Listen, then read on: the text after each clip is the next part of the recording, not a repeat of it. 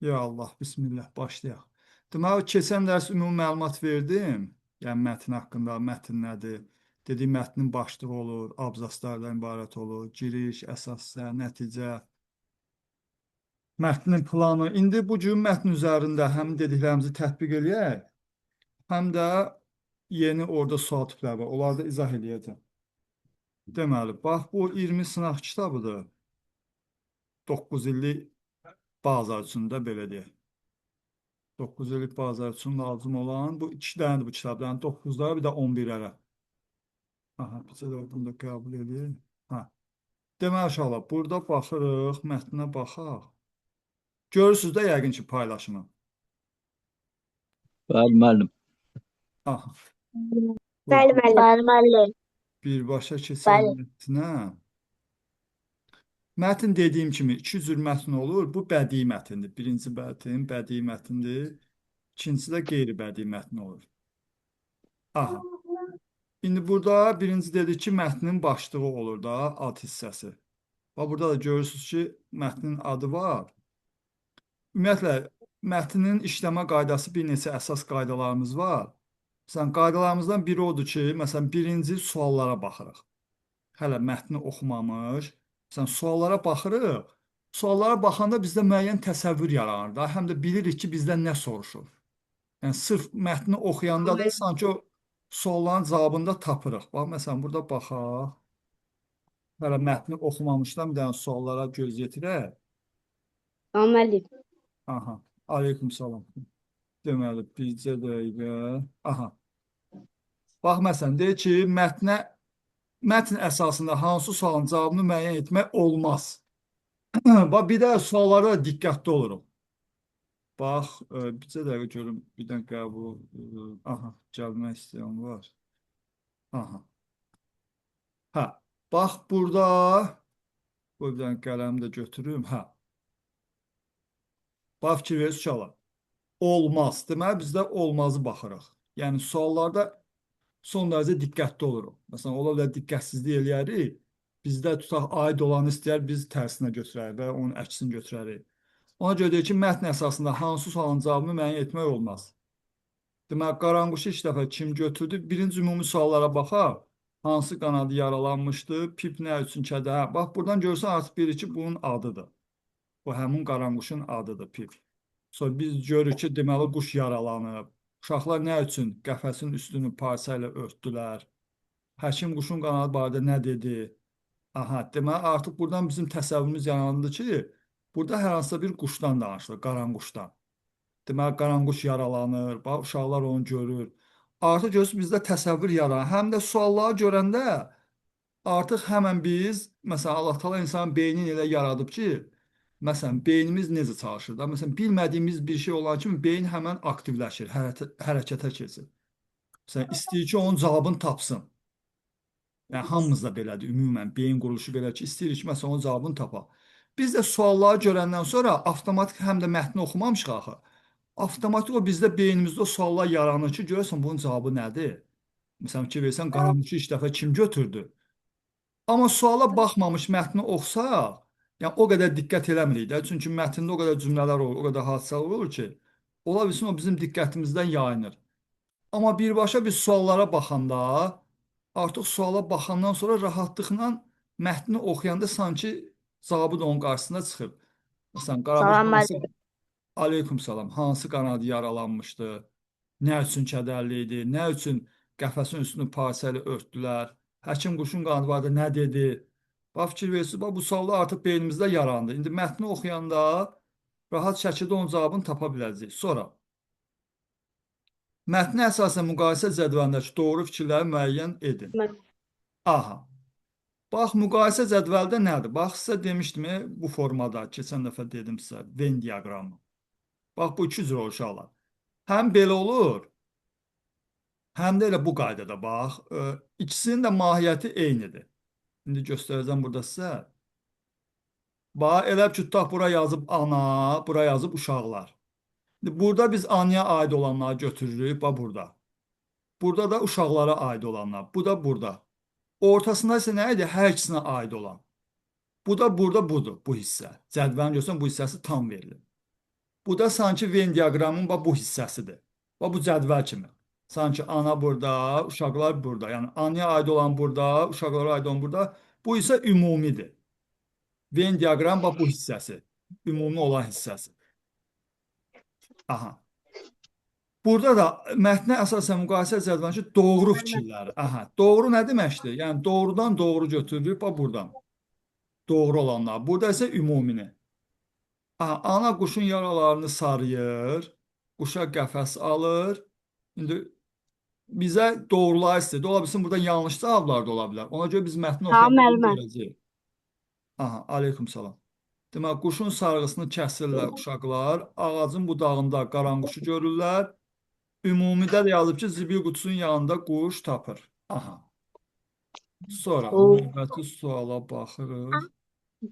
Bircə dəqiqə. Aha. Bircə saniyə. Hə. Deməli. 12, Hı. biz baxırıq 13-ə. 12, 12, 12. Mətnəsən yanlış. Hə. Bax, burada da fikir verirsiniz, yanlışı istəyir. Bayaq doğrunu istəyirdi. Mətnəsən yanlış fikri. Hadisələr isti günlərdə başlayır. Aha, diqqətimizdə saxlayırıq. Evdə pamuk və sarğı vardı. Uşaqlar, siz səsi açmayın ki, çünki mən mətni izah edirəm də, sonra mane olur digər yoldaşlarınıza. Aha, siz səsi açmayın, sonra mən sual verəndə, onda cavab verərsiniz. Aha, yaxşı. Deməli, evdə pambıq və sarğı vardı.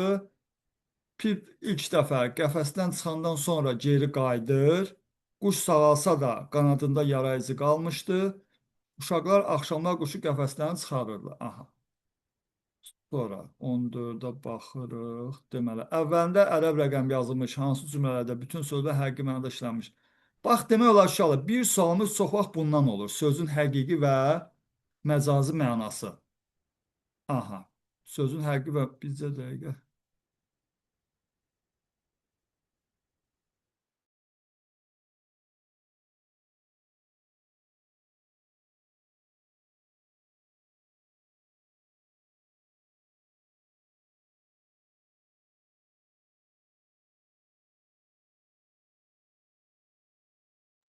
Müəllim nə oldu müəllim?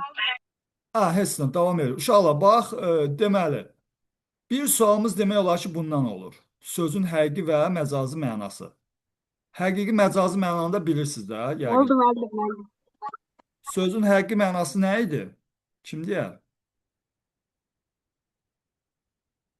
Aha, bizə dəqiqə. Yəni sözün həqiqi mənası, yəni ola bilən bir şeydir. Sözün məcazi mənası isə həmin sözün həqiqətdə olmaya bilməyən, amma işlənmiş versiyasıdır. Yəni leksik Aha, mənası olmayan sözlər. aha, belə Aferin deyək. Bax, həqiqi məna əsas mənadır, əsas. Məcazi məna isə törəmə mənadır. Yəni əsas dominant mənası da sözün həqiqi mənası gerçək. Amma məcazi məna isə əsas sözün həqiqi mənası əsasında yaranır. Bunun da bir neçə formaları var idi. Biz bunu əslində keçmişdik. Məsələn, ədəbiyyatda da var idi. Keçən dərsdə dedim sizə, məsələn, məcazda. Yəni bunun vasitəsilə yaranır. Yəni ümumiyyətlə məcazilik bir neçə formada özünü göstərə bilir. Məsələn, birinci dedik ki, məsələn, deyirik ki, daş hasar. Məsələn, hasar daşdandır da, həqiqi mənada. Amma deyirik daş ürək. Yəni sanki ürəyi daşdandır da, bərkiyib. Bax, bu nədir? Bənzətmə əsasında yaratdıq. Yəni, biz onu bənzətdik ona. Və yaxud deyirik ki, qızıl üzük, qızıl saat, həqiqi mənada ki, yəni qızıldan hazır. Amma bir də var deyirik, məsələn, qızıl əllər, qızıl söz, qızıl insan. Bu da necə olur uşaqlar? Deməli, bu bənzətmə necə olur? Məsələn, ola bilər ki, biz onun keyfiyyətini bənzədirik. Ola bilər ki, biz onun, məsələn, qoy burada yazım sizə. Yusif Səs eşidilir yəqin ki. müəlliməm. Aha. Baxın uşaqlar, bax, deyirəm ki, baxın. Bir deyirəm ki, aha, bu rusca yazdı. Bunu dəyişək, dili dəyişib buradan. Aha. Məsələn, qızıl tutaq üzük. Sonra qızıl Payız. Bir də yazaq qızıl söz. Və qızıl insan, qızıl əllər. Bax, birinci qızıl üzük nədir uşaqlar? Həqiqi mənada, düzdür? Qızıl üzük, həqiqətən üzük qızıldan olur da, həqiqi mənada. Bax, indi bu ikisi isə, digər ikisi isə nədir? Məcazidir, düzdür? Amma burada fərqli məcazilik var. Necə? Bax, qızıl payız deyəndə biz nəyə bənzədirik bunu ki, biz deyirik qızıl payız? Ha, kim deyər? Müəllim, qızıla bənzədirik. Hə, qızılın nəyinə? Materialına. Asu, rənginə uşaqlar. Bax, görünən bir şey. Qızıl sarı olur, düzdür? Payızda da ağaclar, məsələn, otlar saralır, rəngi saralır, belə deyək də sarı olur. Deməli, burada nəyin bənzətdik? Bax, biz belə deyək. Qızılın burada rəngi, görünən bir xüsusiyyətində, düzdür? Əlamət və keyfiyyət deyirik də, əslində bu sifətlərdə olur.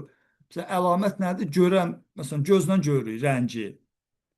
Bax, qızıl üzükdə də həqiqi mənada, qızıl payızda bu rəngin bənzətdik ki, necə ki, qızıl sarıdır, payızda da hər tərəf saralır. Ağaclar, otlar saralır. Bu rəngi oldu qızıl payız, ona görə buna bənzətdik. Bəs qızıl söz nədir? Burada rəngin görürsünüz bənzətmirik. Burada artıq rəng anlayışından söhbət getmir. Burada nəydən söhbət gedir? Burada isə onun dəyərindən. Dəyərindən. Necə ki, qızıl digər metallardan dəyərlidir də, üstündür. Öz sinifində olan metallarda ən üstünü belə deyək. Eləcə də həmin o söz də, məsələn, qızıl söz dediyimiz sözdə ki, digər sözlərdən öz dəyərinə görə seçilir. Və ya qızıl əllər, bir insan görsən əli ilə çox şeylər hazırlayır, düzəldir, ki, sanki əli qızıldandır. Yəni, digər insanların əlindən necə seçilir? Öz keyfiyyəti ilə. Eləcə də qızıl insan, o insan da digər insanlardan öz xüsusiyyətinə görə seçilir. Bax, burada dediyim nədir? Yəni, demək istəyirəm ki, bax, məcazlı görürsünüz, fərqli formalarda yarana bilir. Həm xüsusiyyətinə görə, görsən, rənginə görə, həm də onun dəyərinə görə. Sonra məcazlı harda ola bilər? Uşaqlar, keçmişsiniz əslində. Bax, çoxmənalı sözlərdə. Çoxmənalı sözlərdə də məcazlıq var. Bax, məcazlıq əsasında yaranır o da. Necə? Məsələn, biz deyirik ki, insana məxsus xüsusiyyətlər keçirilir digər əşyaların üzərinə. Məsələn, deyirik ki, insanın gözü və ya bulağın gözü, şkafın gözü. Məsələn, insanın başı, dağın başı. Məndə hörmət yoxdur. Necə?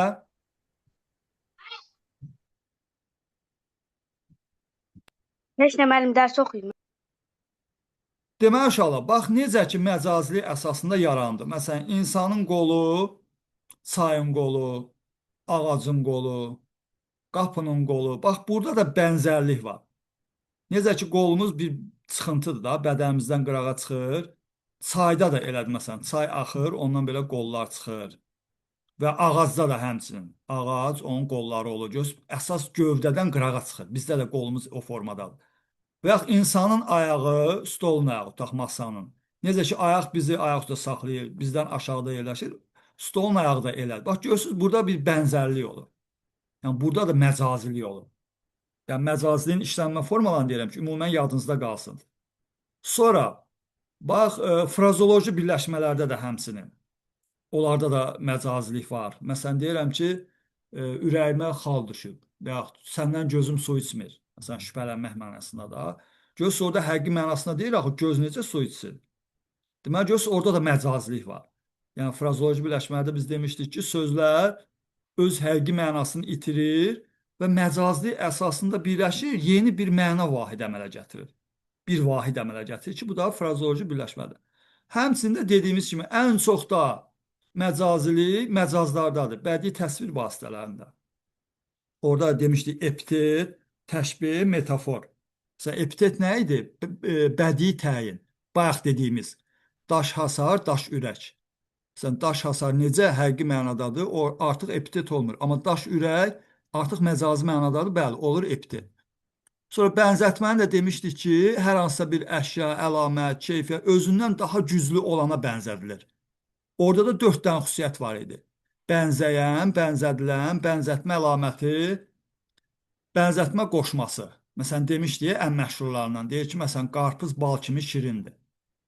Nə idi? Qarpızı bənzətdik. Nəyə bənzətdik? Bala. Nəyin bənzətdik? Şirinliyin. Orada nəyi işlətdik? Kimi qoşması. Gördünüz? Bal kimi, bal tək. Ən çox kimi tək qoşması.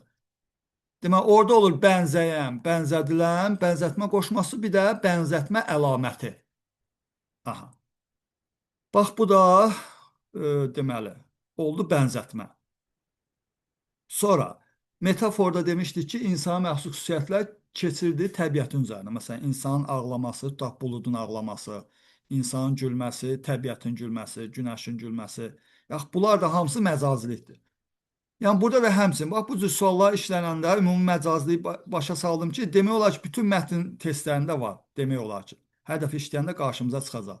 Ona görə bir dəfə məcaziliyi yadda saxlayırıq ki, məcaz nədir, söz necə məcazi mənada olur, artıq rahat şəkildə onu tapa bilirik. Yəni burada da rahat olur. Bax, ümumiyyətlə uşaqlar, mətn sualları iki yerə bölünür. Bax, bunu da ümumi yadda saxlayın. Bir hissəsi məzmunla əlaqəli olur, məzmunla əlaqəli. Bax, bunlar nə idi bayaq ki? Bax, mətndə belə şey var, mətndə bu haqda danışılmır. Yəni, biz məzmuna diqqət eləməliyik ki, o sualları bilək. Digər bir qismi isə məzmunla əlaqəli olmur. Bax, belə suallar. Tutaq, üzərində rəqəm yazılmış və yaxud müəyyən söz olur ki, başqa cür rəngdə daha tünd şriftlə verilir. O cür sözlər və yaxud fərqləndirilir, qarşısına işarə qoyulur, məsələn, üçbucaq, müəyyən işarələr qoyulur. Yəni, bunlar məzmunla əlaqəli olmur. O suallar belədir ki, o sualı bizdən istəyəndə, yoxsa da qayıdıb həmin suallara baxırıq və rahatlıqla cavabı tapırıq. Yəni, məzmununa aidiyyəti yoxdur da. Bizdən soruşur ki, həqiqi və məcazi mənada olması. Yəni, mətni ümumi oxumağa ehtiyac yoxdur. Baxırıq həmin cümləyə, baxırıq ki, məcazi məna var, yoxdur. Ona görə bax, mətn suallarını belə də işləyə bilərsiniz. Məsələn, hər insan üçün fərqlidir. Birinci, məsələn, məzmuna aid olmayan suallara baxırsınız, belə üzərində rəqəm yazılan, qarşısına işarə qoyulan. Bax, burada görürsünüz, tut qara hərflərlə verilən. Yəni, burada da məzmuna aid deyil. Belə suallar, məsələn, olur 4-5 dənə də. İndi mətnə görə dəyişir. Eləsində olur, az olur, eləsində olur, çox olur. Bu sualları işləyirsiniz, özünüzdə də bir psixoloji rahatlıq olur da. Deyirsiniz ki, ən azından bir 3-4 sualı işləmişsiniz. Ondan sonra qalır sırf məzmun sualları. Ondan sonra yenə o suallara baxırsınız və başlayırsınız mətni oxuyursunuz. Artıq digər suallar belə deyək də sizi narahat eləmir. Sanki sırf məzmuna aid olanlara baxırsınız və bu qaydada işləyirsiniz. Və yaxud dediyim kimi, başqa cür də işləyə bilərsiniz. Məsələn, necə? Heç suallara baxmırsınız. Elə birincidə mətni oxuyursunuz, mətni, tanışlıq kimi belə deyək. Ümumi oxuyursan, ümumi oxuyacaqsan da dəqiq hər şeyə fikir vermirsən. Tanışlıq kimi oxuduğun, sonra suallara baxırsan, qayıdıb bir də oxuyursan. Yəni, belə də eləyə bilərsiniz. Yəni, dediyim kimi də bu dediyim metodları özünüzdə tətbiq edirsiniz. Hər dəfə mətn işlədikcə, çoxlu mətn işləyəcək də belə deyək, özünüz də işləyəndə.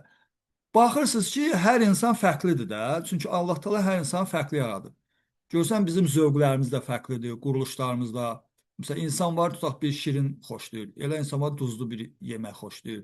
Görsən, ona sən məcbur eləyə bilməzsən də, çünki yaradılışı belədir, zövqü belədir və yaxud. Həmçinin də beynimiz də fərqlidir, işləmə qaydası. Ola bilər ki, məsələn, bir nəfərə belə daha rahat olar ki, əvvəlcədən suallara baxır, sonra məzmununu oxuyur. Amma digər şəxs ola bilər ki, onun üçün belə rahat olmaz. Məsələn, belə işlər görə ki, effekt vermir. Dediyim kimi, özünüzdə yoxluyursunuz bu bir neçə metodun. Ən sizə uyğun olan hansı olsa, baxırsınız ki, onda daha rahat tapa bilirsiniz.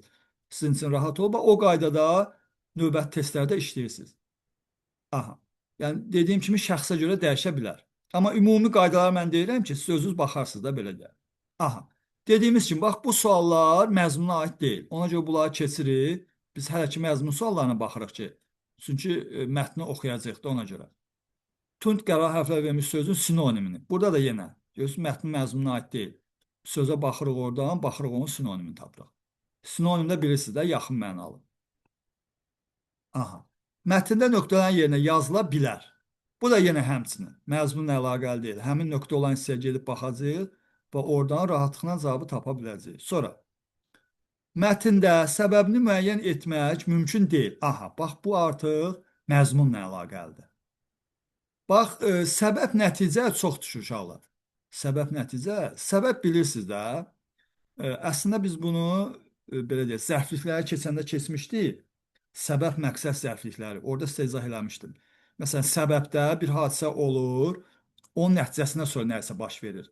Yəni səbəbdə olan hadisə xəbərdəki hadisədən əvvələ aid olur. Məsələn, belə deyək, imtahandan KSG-dən tutaq aşağı qiymət alırsınız, sonra başlayırsınız daha yaxşı oxumağa ki, növbəti KSG-dən daha yaxşı qiymət verilir. Artıq nə səbəb oldu sizə? Bir səbəb olub da, artıq aşağı qiymət almışsınız, bu sizə səbəb olub ki, belə deyək, daha yaxşı oxuyasınız. Məqsəddə isə dediyimiz kimi məqsədi qarşımıza qoyuruq ki, məsələn inşallah məktəbi daha yaxşı oxuyum, qutaranda universitetə daxil olum. Məqsəddəki olan hadisə isə xəbərdəki hadisədən sonraya aid olur. Aha, səbəb nəticə əlaqəsi çox düşəcək. İndi mətndə səbəbini müəyyən etmək mümkün deyil. Uşaqların zibil qutusunun yanına getməsi, uşaqların sevinməsi, uşaqların həyətdə axşamdək gözləməsi, uşaq pip adının verilməsi, bir də uşaqların darıxması. İndi mətni oxuyanda baxacaq görə bunun hansının səbəbini müəyyən etmək mümkün deyil. Sonra mətnə əsasən ehtimal oluna bilər. Bax uşaqlar, əsas suallarımızdan biri də budur. Bax sual tiplərindən. Bax indiyə qədər nə düşdü bizə? Doğru, yanlış, sonra orada mətin var idi, Venn diaqram var idi, səbəb nəticə. Bax ən çox düşən suallardan biri ehtimal. Bu çox vaxt belə düşür. Bax belə cədvəl olur. Əsasən belə düşür. Bax belə cədvəl. Məsələn, bura yazırlar fakt. Bura yazırlar ehtimal. Hətta bir cədvəlimizdə olur, belə formasında olur, bir də yanlış. Ən çox bax belə düşür. Bu da nədir uşaqlar? Fakt odur ki, mətndə var. Fakt bilirsiniz də nədir? Məsələn, tarix ola bilər, insan adı ola bilər, yer adı ola bilər. Bunlar faktlardır. Və əsər adı. Fakt odur ki, əsərdə var. Bəs yanlış nədir? Faktın əksi. Fakt olaraq var. Ki, məsələn, quşun adı pip idi, məsələn, belə deyək də, və uşaqlar hardan tapmış, necə. Bir də burada cədvəldə onun yanlışını verir. Biz bilirik ki, bu fakt olaraq varsa, onun əksini verirsə, deməli yanlışdır. Faktla yanlışı belə tapırıq. Yəni, fakt odur ki, mətndə verilib. Fakt olaraq verilib. Yer adıdır, insan adıdır, rəqəmdir, əsər adıdır, müxtəlif ola bilər də belə deyək, faktlar. Yanlış da odur ki, faktın əksidir. Yəni, fakt olaraq verilib, cədvəlin bu xanasında da yanlış bir fikir verilib ki, hansı ki, fakta uyğun gəlmir. Olur yanlış. Bəs ehtimal nədir uşaqlar? Bax, ehtimal da fakta əsasən biz onu, düzdür, fakt kimi verilmir, biz onu ehtimal edirik, güman edirik. Güman edirik ki, bu belə ola bilər. Bu da olur ehtimal. İndi biz də mətnə əsasən ehtimal edəcəyik ki, görə buradan bizdən nə istəyir? Məsələn, quşlar yaxşılığı unutmaya bilir, ailə üzvləri məktəbə birgə gedə bilir, pişiklər quşları yaralaya bilir, valideynlər quşlara qayğı göstərə bilir, qaranquş çörək qırıntılarını yer. İndi bir mətni oxuyanda baxacaq.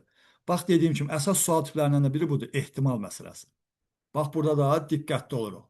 Ondan sonra, bizə dəqiqə.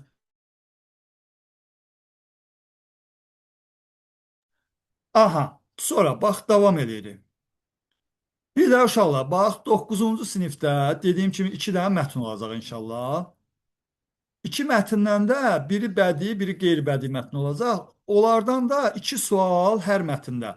8 sual qapalı olur, 2 sual açıq sual olur. Bax, burada görürsünüz, bu açıq sualdır. Yəni, açıq sualları özümüz cavabını yazmalıyıq. 11-ci sinifdə isə 10 sualdan 5-i qapalı olur, 5-i açıq. Yəni, orada açıq sualların sayını artırırlar. 9-cu sinifdə isə 2 dənə olur. Yəni, 8-i qapalı, 2-si açıq. Bax, açıq suallarında yazılma qaydası var. İndi mən sizə orada cavab kartını sonra göstərəcəm. Orada əslində meyarlar var. Bax, burada da son dərəcə, özdə açıq sualların balı çox olur. Bal çox, məsələn, belə deyək, qapalı suallarda 2 bal, 2 bal yarımdırsa, açıq suallarda 5 bal, 5 baldan da yuxarı olur. Yəni, çox olur. Bal çox verilir və burada da əsas nədir? Bax, dəqiq yazmalıyıq, qısa, konkret. Çünki əlavə bir dənə də artıq söz yazsaq, həmən balımızdan kəsirlər və yaxud səhv hesablaya bilərlər. Ona görə indi sizə meyarlar haqqında da danışacağım ki, yəni burada da açıq suallar yaza bilərsiniz. İndi burada baxaq, deyir ki, çərçivədə verilmiş hissə neçənci abzasının sonuna əlavə edilsə, mətnin tərkib hissə arasında əlaqə pozulmaz. Bax, bu hissəni oxuyacaq. Sonra mətni oxuyanda baxacağıq ki, məsələn, o mətnin hansı hissəsinə uyğun gəlir. Keçən dərsdə demişdim, abzaslar üzərində iş. Bax, ona aid olan suallardandır. Abzas suallarından. Və onu yazandan sonra da fikrimizi əsaslandırmaq üçün nəyə görə biz ora artırırıq? Aha, sonra cədvəl tamamlayın. Bax, bunu da sizə demişdim, görürsünüz, səbəb nəticə. Bax, burada səbəbin verir. Deməli, ananın quşa yazığı gəlir. Nəticədə nə olur? Bax, indi mətni oxuyandan sonra görəcəksiniz. Bu hissəyə biz özümüz cavab kartısında veriləcək də imtahanda. Nəticə hissəsini özünüz yazmalısınız. Digərində də onun əksidir. Deməli, nəticə hissəsi var. Uşaqlar axşama qədər həyətdə gözləyirlər. Niyə gözləyirlər? Buna nə səbəb oldu? Bax, o səbəb hissəni tapmalıyıq. Yaxşı, indi keçək mətnimizə. İndi mən mətni oxuyacağam. Aha, bircə dəqiqə. Aha, gələk mətnimizə. Bax, indi mətni oxuduqca da sizə izah eləyəcəm. Necə oxumalıyıq, nələrə fikir verməliyik. Qoy bir dənə baxın, bir dənə gözləmədə kimsə olar. Qoşulmaq istəyər. Aha. Yaxşı, bax, deməli uşaqlar, burada baxırıq. Günəşli bir iyun günü idi. Bax, görürsünüz, günəşli deyir. Bax, sualı oxuyanda gördünüz, orada sualda var idi. İsti məsələsi deyir, hava isti idi. Ona görə, bax, oxuyanda hər şeyə diqqət edirik. Günəşli bir iyun günü idi. Demək, iyun ayıdır. Bax, buna da diqqət edirik. Demək, yay idi. Bacım Cenni ilə məktəbdən evə qayıdırdıq. İndi bu danışan kimdirsə, mətni nəql eləyəndir də. O həmin adam danışır ki, bacısının adı nədir? Cenni. Məktəbdən evə qayıdırdıq. Demək, məktəbdən gəlirdilər. Birdən küçənin ağzındakı zibil qutusunun yanından quş səsi gəldi. Aha. Demək, küçənin ağzındakı zibil qutusunun yanından quş səsi eşidirlər. Tez ora getdik. Yəni, bacısı ilə bu gedirlər ora. Aha. Yerdə bir qaranquş vardı. Aha. Deməli, həmin gələn quş səsi nə idi? Qaranquş idi. Sağ qanadı əzildiyindən uça bilmirdi. Bax, bunlara da diqqət edin uşaqlar. Bax, belə suallar da düşür. Ümumiyyətlə, ola bilər heç bu sual düşməyib. Mən ümumi sizə əsas açar məqamları qeyd edəcəm ki, mətni oxuyanda özünüz diqqətli olun ki, məsələn, bax, fikir verir, sağ qanadı. Yəni, buna aid ola bilər, məsələn, sual düşə bilər ki, bizi çaşdıra bilər, qanadını soruşa bilər. Bax, ümumiyyətlə, bir qaydanı da sizə deyim, məsələn, bax, mətni özünüz oxuyursunuz, hər hansısa bir mətn götürürsünüz. Başlayırsınız ondan özünüzdən suallar düşünürsünüz ki, buna necə mən sual qura bilərəm. Bax, bunun üzərində işləsək, sonra mətnləri sizin üçün işləmək çox asan olacaq. Sanki elə biləcəksiniz ki, elə mətni siz yazmısınız. Yəni, bax, bu da önəmli vərdişlərdən biridir. Hər hansısa bir mətn götürürsünüz, başlayırsınız onun əsasında suallar tərtib eləməyə. Aha, sağ qanadı əzildiyindən uça bilmirdi. Bacım onu əlinə götürdü. Aha, bacısı. Sığal çəkdi, qaranquş dayanmadan cikkildəyirdi. Aha, sonra bax, bir qaydalarımızdan biri nədir? Bax, abzası oxuduq, dayanırıq. Həmən o abzasa keçmirik.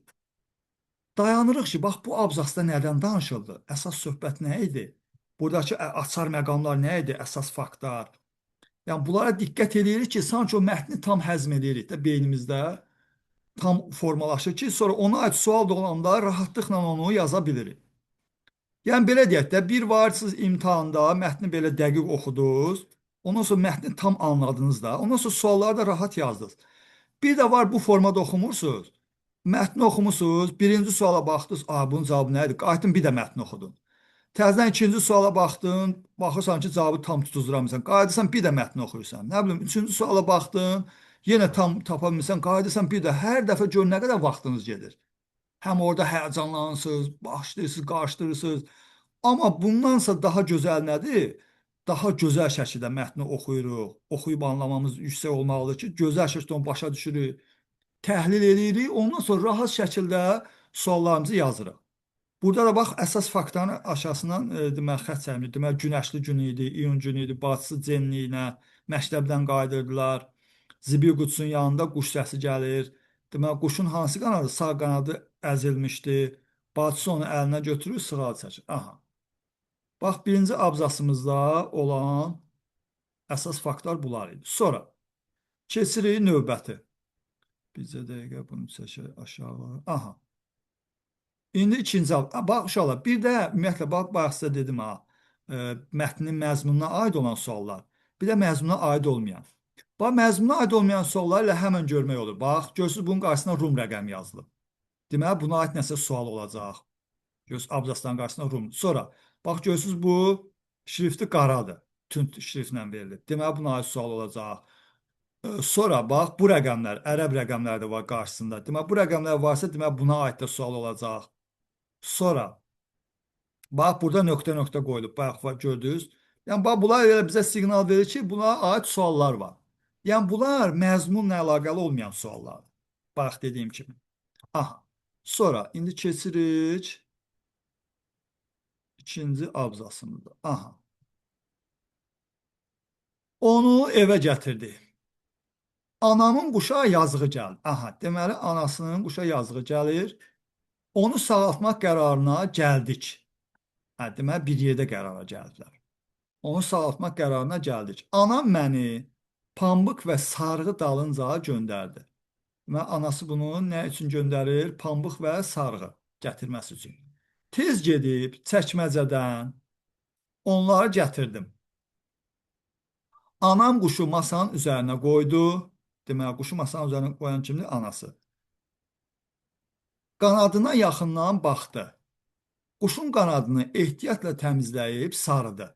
Aha, deməli, quşun qanadını sarıyan kim oldu? Anası. Deməli, anası bunu göndərdi evdən. Bu da gedib çəkməcədən pambıq sarğı gətirdi. Anası quşun qanadını diqqətlə nəzərdən keçirdi və ondan sonra ehtiyatla onu təmizləyib sarıdı. Quş artıq rahat idi. Aha, bu abzasımızda da əsas fikir nə oldu? Yəni, quşa artıq getdi, sarğı gətirdi, anası baxdı, artıq onun qanadını sarıdı. Yəni, bu abzasımızda əsas fikrimiz bu oldu. Sonra, keçirik növbəti. Deməli, aha, növbəti. Biz çörək qırıntıları ilə onu bəsləməyə başladıq. Aha, ağzına su damcılatdıq, tənbəllik etmir, ona yaxşı qulluq edirdi. Aha, demək artıq başlayıblar quşa qulluq eləməyə. Hə, bir də bir məsələni deyim, bax, dediyimiz kimi də bu bədii mətindir. Bədii mətinləri də hansı formada? Hə, bircə dəqiqə.